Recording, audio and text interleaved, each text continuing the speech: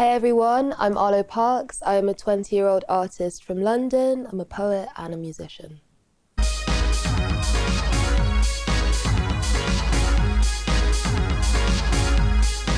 a dream, we kissed and it was all amethyst. The underpart of your eyes was violet. You hung a cigarette between your purple lips. Yeah, I discovered Zadie Smith because my dad gave me White Teeth when I was a bit younger, which is one of her first books, I think. And I was really drawn to how kind of human her writing was and how sensory it was. And then I was reading On Beauty, which is another one of her books, whilst I was writing the record. And there was something in that phrase, collapsed in sunbeams, that kind of, I don't know, it felt so bittersweet. It was that idea of kind of being completely overwhelmed by emotion. And a lot of the stories in the record take place during summer, and I've always seen the sun as kind of a healing force and a force of growth, so that's why I picked that title.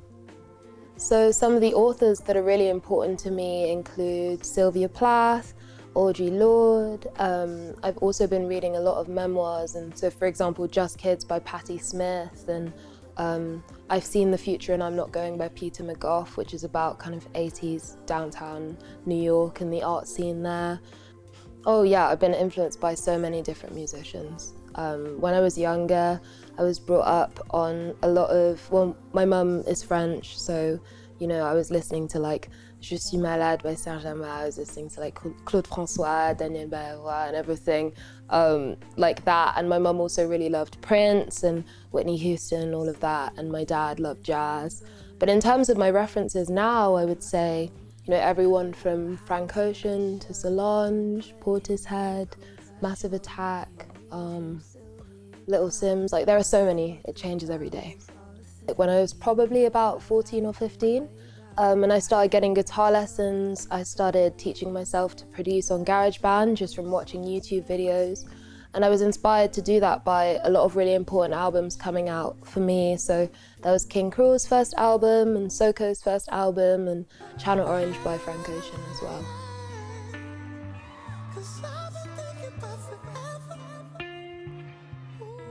So I decided to release music, probably I was about 16 or 17, and it was just on SoundCloud.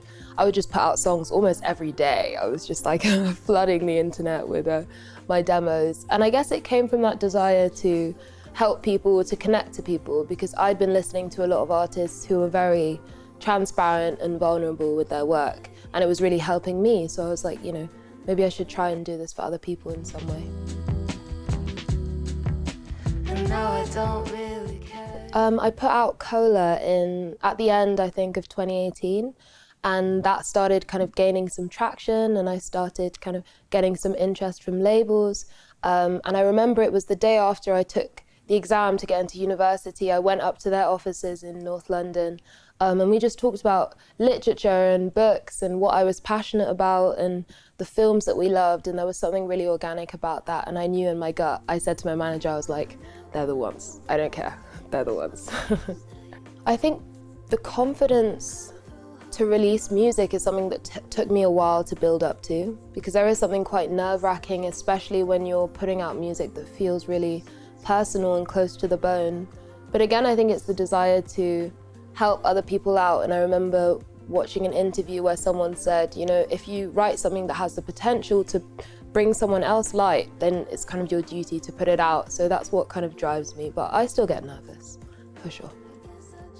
Because I read mostly in English, that was immediately the thing that I gravitated towards, just because my grasp of the language in an artistic way was stronger. But writing in French has always been something that I've wanted to do, and I've got so many demos in my computer. I just need to work up the courage to share them with the world, yeah. So in terms of writing lyrics, I usually start off with a stream of consciousness. So I'll just write continuously for 10 minutes, and then I'll pick out words, phrases, sentiments that I like, and then I'll make that into a poem, and then I'll make that poem into lyrics. So it's very much just about writing off of instinct and intuition and just seeing what happens.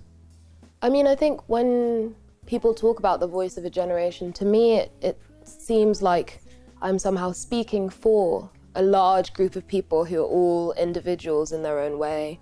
And I'm talking about my little experience in this corner of London as myself.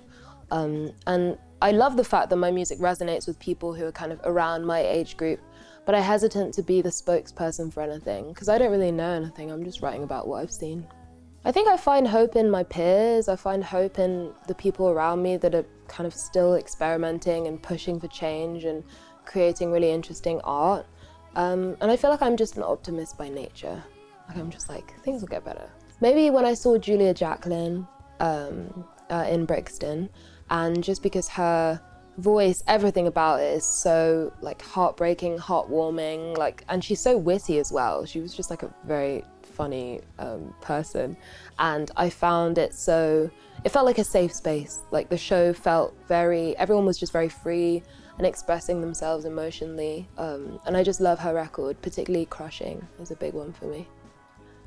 Like the most simple lyrics are always my favorite, so probably from House of Cards by Radiohead, where it's literally just like, I don't want to be your friend, I just want to be your lover, no matter how it ends, no matter how it starts. And I feel like that sentiment is so simple, and it's something that everyone can relate to. She said I've been feeling like something inside me once. I was listening to a lot of DJ Shadow, I was listening to a lot of like Elliott Smith and Heat Miser and all this kind of indie, relatively melancholic music. And I wanted to create this song that kind of looked at pain in a way that was unflinching and direct, but also the possibility for things getting better in the future. And again, it was very much an emotional outpouring, and we wrote it kind of in this moment where we were feeling so inspired and so excited about the record. And I was like, you know, this is the message that I want to be at the core of this record. I want it to be hopeful, and I want it to bring light to people, and I want it to raise people up when they're feeling down. I mean, when it comes to empathy, I feel like it's something that, it's kind of a superpower, but it's something that needs to be, you know, approached with a lot of balance, because if you know, empathy without boundaries then turns into self-destruction because you're giving so much of yourself. So I think it's just about, you know, trusting yourself, and when it feels like you can't give, then don't. And when you feel able to, you know, never feel obliged to. And I think the difficult thing about empathy is that you feel a lot all the time, but if I didn't have that quality, I don't think I'd be able to write songs, so. I just want to play a show, literally one. I'm setting the bar low. I just want to get out there and play the record. That's like all I want right now.